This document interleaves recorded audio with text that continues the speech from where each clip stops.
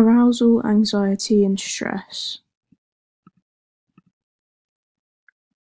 So what is arousal? Arousal is the intensity of behaviour. This means the degree of emotional energy that is felt in different situations. For example, you might have increased emotional intensity in a situation where you're faced with competition, whereas you might have a lower emotional energy or intensity when you're not in a competitive situation. There are two types of arousal, somatic and cognitive. Somatic arousal is when the body changes state as a result of arousal. For example, when arousal increases, your heart rate will increase as a result of an increase in stimulation of the sympathetic nervous system. This is a result of an increased release of adrenaline. Breathing rate and blood pressure are also likely to increase as a result of somatic arousal. Cognitive arousal is when the body undergoes psychological changes. For example, in the hours before a football game, you may begin to worry about how you will perform or begin to have negative thoughts surrounding the potential outcome of the game. Cognitive arousal is likely to have a negative impact on performance, as it usually stimulates doubt, which will likely reciprocate with failed skills during performance.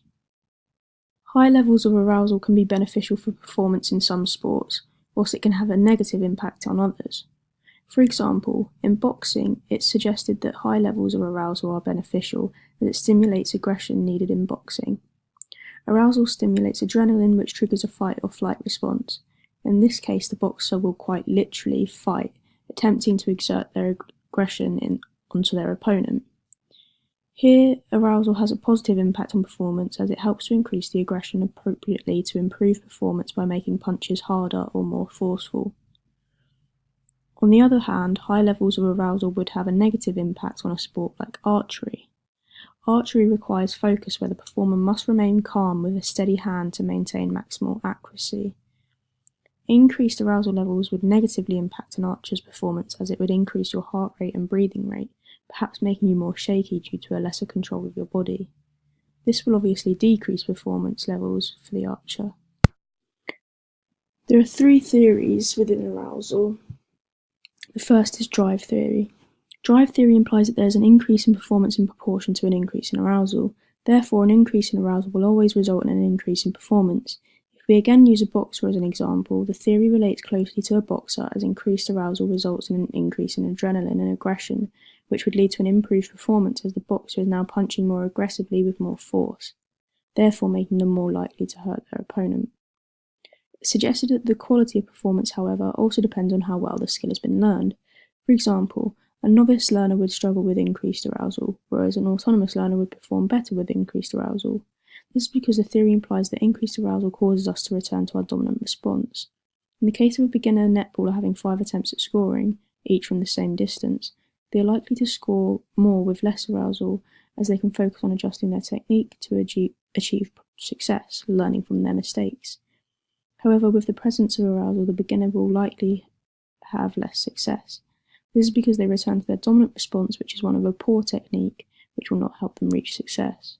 On the other hand, if you have a professional netballer do the same, they are likely to have a similar success rate with or without arousal, if not an increased success rate with arousal. This is because the professional's dominant response is one that results in success. They have trained for years to achieve consistently good results in performance. Despite this theory being able to explain some performances, such as boxing, there are criticisms to the theory. For example, the drive theory doesn't explain why some professional athletes fail in high arousal situations. If you take footballers, for instance, when in the situation of taking a penalty, there are high levels of arousal. You have the crowd stimulating you and your heart rate or breathing rate might begin to rise. Theoretically, a professional should score in this situation as they supposedly return to their dominant response. As a professional, the dominant response should be one of high success. In cases where elite footballers miss penalties, the drive theory provides no explanation towards the failure. It almost completely discredits the fact that performers could be experiencing negative cognitive anxiety that could hinder their performance. The inverted U theory explains that there is an optimum arousal level in sport. Immediate level of arousal usually correlates with high performance levels, whereas going below or above that point of arousal can lead to a decline in performance. For example, a hockey player can't have low levels of arousal as they need to be stimulated to get to the ball first or to run the ball past opponents. However, they can't be over-aroused either. Over-arousal could lead to excessive levels of aggression, which could result in them hurting the opposition and then getting sent off, hindering their performance. Like said before, a boxer's optimum arousal would be high, whereas an archer's optimum arousal would be low. This is dependent on the nature of the sport and what it demands. When you experience optimum arousal, the attention field adjusts to the ideal width, increasing your concentration, making you have more accurate decisions, increasing your motivation, and improving your general performance. When experiencing over-arousal, your field of attention narrows excessively. Environment cues may be missed due to that narrowed field of attention. You may experience hypervigilance and increased nervousness because of that, and you will lose concentration potentially. If you're under-aroused, again, you will lose concentration. You might begin to daydream because of your field of attention widening, and selective attention cannot operate. The optimum arousal points is dependent on the skill, personality, and ability. Henceforth, some skills require more arousal than others. A tackle in rugby requires more arousal than a pass does. Personality also plays a part. Some individuals thrive off of arousal, using it as a method to stimulate them and drive their competitive nature. Others might work better under low levels of arousal where they can perhaps focus more easily. Finally, the ability of the performer also affects optimum arousal. Like I said before, increased arousal causes us to return to our dominant response. Therefore, if someone has a higher ability, perhaps a professional netballer like I said before, they are more likely to thrive under the influence of arousal than a novice or beginner in that field. Similarly to the drive theory, the inverted U theory also has points where we can criticise. For example, the shape implies that there is always a slow rise in arousal or slow decline. This can be easily criticised through football. In football, a player might have moderate level of arousal causing them to have an average game performance-wise. A bad tackle on that player can easily cause a spike in arousal, causing the player to become over-aroused and act aggressively, attempting to inflict harm on the opposition by returning the bad tackles. This, of course, causes a decline in performance as they could end up being sent off. Similarly, some players can also have a sudden decline in arousal. For example, if a player begins to feel discomfort or slight injury, they will lose arousal rapidly and focus their attention on that instead of the game.